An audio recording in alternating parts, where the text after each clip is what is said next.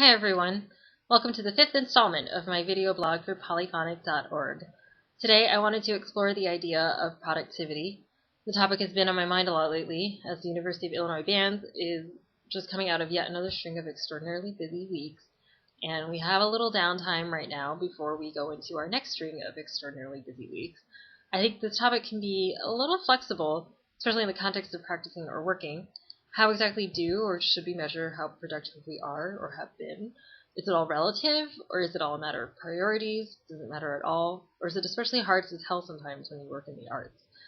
For me, ever since I entered my full-time professional life, the idea of productivity has become especially complicated.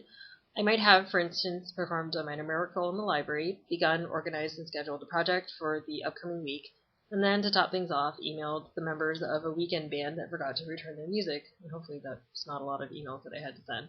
However, there's also a chance that I came very close to forgetting to pay a bill, and didn't get around to doing laundry or practicing violin.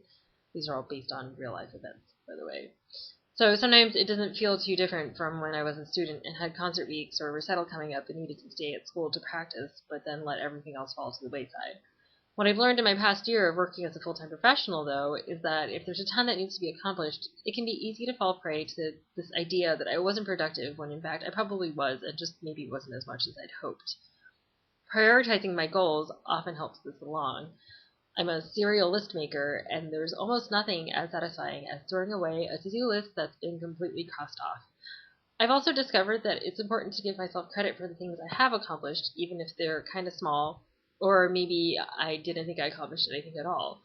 We've probably all experienced that moment after a concert where we thought it went badly, only to have an audience member come up to us afterward and tell us genuinely how much they enjoyed the performance.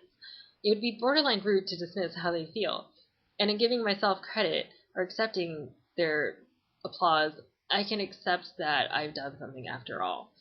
Perhaps the key elements for productivity are setting your own limits and standards and priorities. Using other people's as suggestions is great, but since everyone experiences different things at different times and in different ways, we have to be forgiving on ourselves too. One of my best friends is an emergency room doctor, and she's actually the inspiration for this week's blog, because we were having a discussion on our own respective productivity levels at 6 a.m.